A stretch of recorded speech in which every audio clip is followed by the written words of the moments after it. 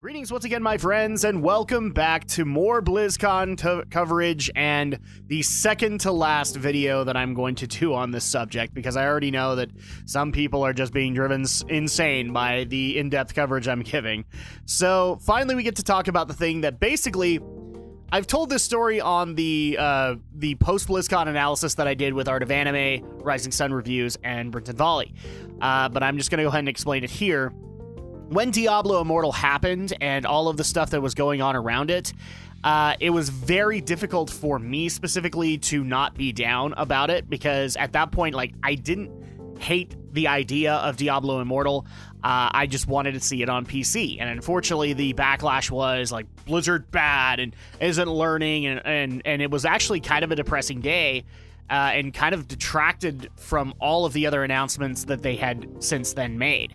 And it took until the WoW What's Next panel, which was literally hours later, like 6 hours later, to then get me excited again. And the main reason being is all of the stuff that they actually announced from that's coming to World of Warcraft Battle for Azeroth in the coming months as well as year. So let's just go ahead and go down the line. There's going to be lots of stuff to cover here. I'm not even going to lie, guys. This might be another long video. But they pretty much did what I expected them to do, which was kind of showcase the next couple of patches and get us excited for what's actually going to be happening for them. So the first thing that we actually did get before we got into patch coverage was that the team wants to tweak war fronts to be able to have something to contribute on a daily basis for players instead of every couple of weeks. I like that concept, especially considering that war fronts are a lot better than I gave them credit for in World of Warcraft. I've actually enjoyed going through the warfront of Arathi Highlands, and I'm looking forward to the one on Darkshore in 8.1. They've also said that they're going to be tweaking around with war mode to basically make the rewards work out a little bit better than they do currently. I do actually like that idea as well, because I know of a lot of people who do war mode. I don't, but I've heard them complain that the reward doesn't necessarily justify the risk when it comes to war mode, which is just basically flagging yourself for PvP and being able to access your PvP talents during that. And yeah, considering what they've been able to tell me on the matter, because I haven't done it, the reward doesn't outweigh, it doesn't properly weigh the risk that you're taking, that you might actually get killed constantly from some horde rogue that's way more geared than you. So without further ado, let's go ahead and get into patch 8.1, Tides of Vengeance. This is the one that we pretty much knew everything that's going to be happening about it. This is going to be the one that has the Battle for Dazar'alor raid, as well as the answer. I believe they've changed it now. It's not incursions anymore, but I can't remember the actual name for it. But yeah, incursions are basically going to be replacing Legion invasions in Battle for Azeroth. It's where the other faction invades either Zandalar or Kultiras, and you have world quests and events that kind of bounce around that, and it's really great experience for your alts. So I'm looking forward to that. But yeah, patch 8.1, they've officially decided will be releasing on December 11th for North America, December 12th for Europe, I believe, and then also December 13th for Asia. So it's going to be right around the corner. Everybody's got about a month to be able to get everything squared away in the original patch and then get into Tides of Vengeance. And thankfully, they also did announce that the Battle for Dazar'alor is not scheduled until January. So don't worry about changing your entire raid schedule and people have to raid on Christmas and all that. No. You're not going to have to worry about that. You can finish up Old Year, and then you can move on into Battle for Dazar'alor. I actually like that idea. I think they've been really good with that since Legion. I've been very happy. We also got the new cinematic for it for Tides of Vengeance, basically showing Malfurion and Tyrande engaging in guerrilla warfare, before then declaring all-out war against Nathanos Blightcaller and his troops. I love that. I love the new bear form for Malfurion. I love how it looks. Tyrande gives me nightmares because of the straight black eyes, and I'm not really looking forward to doing the quest line to become the Night Warrior and all of that. And oh man, I have a feeling when I do that quest, I'm going to be making so many Darkstalkers references. It's going to be insane. But yeah, so Malfurion looks badass. Tyrande gives me nightmares just because of the black eyes. I'm going to put that up on the screen and just... So then we also got announced for Tides of Vengeance that a roller coaster is going to be added to the Dark Moon Fair, the Gwivern, I think is how they said it, or the Grivern. and it's going to be added in patch 8.1.5. This is where we kind of get into the meat of this, is that it's not just going to be 8.1, 8.2. Like with Legion, we're going to get micro patches that are going to be adding in minor things as we go along. And with 8.1 and 8.15, we're just going to call it that from here on in, there's going to be new Children's Week orphans that you can be able to work with new quests. We also are going to get 3 new micro holidays that were announced. Vashir Diving, I'm sure everybody's looking forward to going back to Vashir. The Wanderers Festival, which I'm actually looking forward to because I always look for reasons to go back to Pandaria, and this one is going to be celebrating Lulang, as well as Shenzhen Zoo. And then also, World of Warcraft is getting free t-shirt day, because why not? Then finally, they did announce that, yay, Warlords of Draenor Time Walking. I'm really beginning to like the time walking aspect now. So Warlords of Draenor Time Walking is coming in 8.15, and it's going to have 6 dungeons. They're going to do Auchendoon, Bloodmaw Slag Mines, Shadowmoon Burial Grounds, Skyreach, Iron Docks, and the Everbloom. So no Grimrail Depot. Yay! I hate Grimrail Depot. I had to do it so much. So at that point, the other thing that's cool about the time walking is usually a mount is a reward. 1. This time around, they're doing 2. You're going to be able to get an unarmored Black Elk, and then you're also going to be able to get an armored Warg Moggle, very similar to the Blackrock Foundry Beast Lord Darmok fight. And so I'm looking forward to both of those for rewards. I mean, I'm still working on my on the Time Reaver. I'm still working on that. So that's going to be another motivation, but I loved the Yulon model that we actually got from the Mists of Pandaria Time Walking. Then another thing that made me absolutely go ecstatic was it's official portal rooms in Orgrimmar and Stormwind. Oh, we've been waiting so long for this. It's one of those things that has always bothered the crap out of me, as Stormwind and Orgrimmar should be like portal hubs, and a lot of MMOs have kind of gone down the route of portal hubs. In particular, one of the things I remember people loving about the MMO Tabula Rasa was that everything was portal based, and so you didn't have to worry about flight paths, and they cut out travel so much. And I love the fact that on my Druid I have access to so many portals that I can literally get around the world very quickly. And so I like the fact that they're finally doing this, and it is such a good idea for them to do so. And they've also admitted that with the portal room in both Stormwind and Orgrimmar, they can expand on it, which is awesome. So they can keep on adding portals if they want to. So we're going to be able to get that. Professions are also going to have new quests called Tools of the Trade, which will be giving them an epic quality item usable for their craft. So, for example, the one that they gave was like this blood quill for inscription people, scribes, roughly. And you could actually write blood contracts, and when you do so, you can actually suck in all the blood of everything around you and heal yourself with that blood. So that's one of the things you could get. Or blacksmiths could occasionally craft something that has the indestructible trait, which is basically it never loses durability. Or they also had the ability to repair a piece of gear every hour. So at that point, you could take that off of your big bill, especially if you're a tank. That's an amazing thing. So I have a feeling a lot of tanks are probably going to go blacksmith now, just because they can lower their bill to some extent. The Brawlers Guild is going to be returning in 8.15, and it's going to feature new bosses, shirts, and a whodunit quest chain, which will eventually involve taking out all of the bosses to get a transmog set. You had to owl for transmog, and now I have to go and do the Brawlers Guild, because that transmog set actually would work perfect for my Alliance Monk, and I really want it now. I especially love some of the bosses that they announced, which was Mama Storm Stout. They also announced Robe Robber Robert, as well as Philip Carter Tracy. I love a lot of the wordplay that gets put into play for Brawlers Guild. They also did announce that the Warsong Gulch and Arathi Basin Battlegrounds are going to be remastered with high-definition updates. That did look really, really cool, and the other cool announcement that came from Battlegrounds was that we're going to get Arathi Comp Stomp Brawl, which is basically having AI-based AI-based player characters, kind of like what we do in the island expeditions. I want to say scenarios every time, but island expeditions where you do have an AI model that you can then take on. This is going to be an awesome thing for people who just want to be able to go in and do a PvE-based battleground. They're not worried about getting stomped by the other faction because they suck at PvP, like me.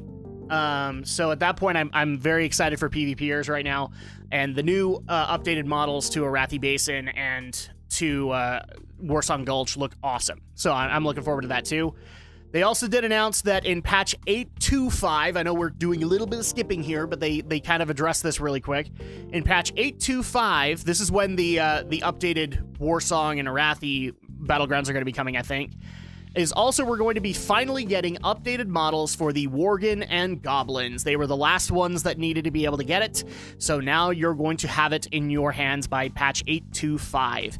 And now we can talk the meat that I was so happy for. Patch 8.2, Rise of Azshara. And this is going to be the patch that I've roughly waited on for a number of expansions in World of Warcraft, as we will finally be going to Nazjatar, a landmass that is mostly beneath the sea, but now has since been risen. We're going to get new story quests for that, new friends for the Horde and the Alliance. And the one thing I found very interesting was with the Horde, you're going to be dealing with former Naga slaves, Makura, Giblins, all of those races that we're very familiar with. But since I play Alliance, this is where we get to be better, because we get to quest with the Oncoans, which for some reason most WoW YouTubers are saying that it is a Naga race. It is not. It is a race that has been hunted to almost extinction by the Naga, and so you're going to help them be able to, well, fulfill their last duties and maybe even be able to help them to secure their race's survival. So I'm looking forward to that, and that might be, how many years have people been screaming for Naga models? This might be the way that they tried to do that for you, people, is they gave you a fishy race, and this is how you get him. Also, there's going to be tons of replayable content on Nazjatar. For those who don't know what that's referring to, think Timeless Isle for Mist of Pandaria. Think Hellfire Peninsula is not, or Tanan Jungle is not necessarily a good example, but like Argus, a lot of that gameplay might be coming back into play there. We also are going to get new foes, new rewards, new mounts. There's going to be new crab mounts that confirmed walk sideways. There's also a baby Naga pet, which made Andrea go, "Aww," and maybe go, "Ugh." And also we are going to get Azshara's Eternal Palace, a raid with 8 bosses. We know that we're going to be coming across a Naga hatchery. We know there's confirmed to be 1 underwater boss. For all the people complaining about that, stop complaining right now, because the bottom line is that they've said they're going to give you 1 and the rest is going to be just fine. So you guys can complain about that boss, but you're going to have to deal with the underwater mechanics.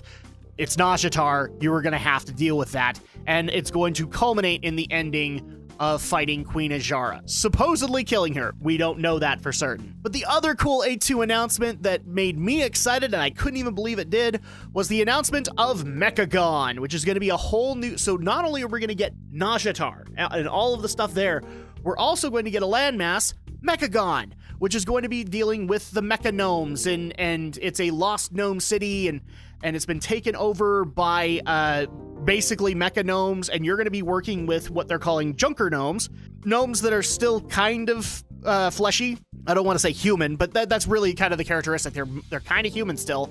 They don't want to go full mechanical, and so you're going to be helping out the Junker Gnomes with that. But along with that, we are also going to be getting a new dungeon in patch 8.2, which is going to be Mechagon, and it's officially been labeled a mega dungeon. Now, what is a mega dungeon, you might ask? People might remember when Legion came out in patch 7.1, we did Return to Karazhan, which was keeping true to the original feel of Karazhan, but also updating it.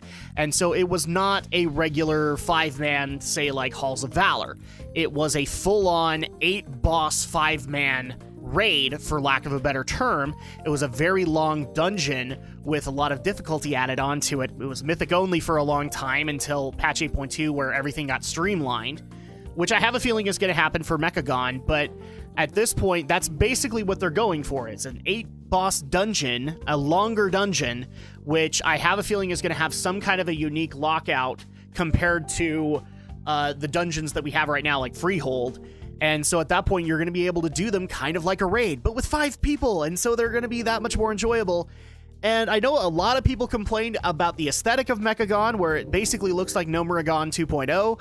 I am not against that. I know that a lot of the stuff they showcased looked like Nomuragon 2.0, but I don't hate Nomuragon as much as a lot of the vanilla people I talk to do. I get why they hate it. It was incredibly long, and it was easy to get lost in. I have a feeling this is not going to be that case. It's not going to be that easy to get lost in Mechagon. And I look forward to more mega dungeons, because the bottom line is that I like 10-man raiding, or 10 to 30-man raiding now. I like the fact that people want to do Mythic Plus dungeons and Mythic raiding and all that.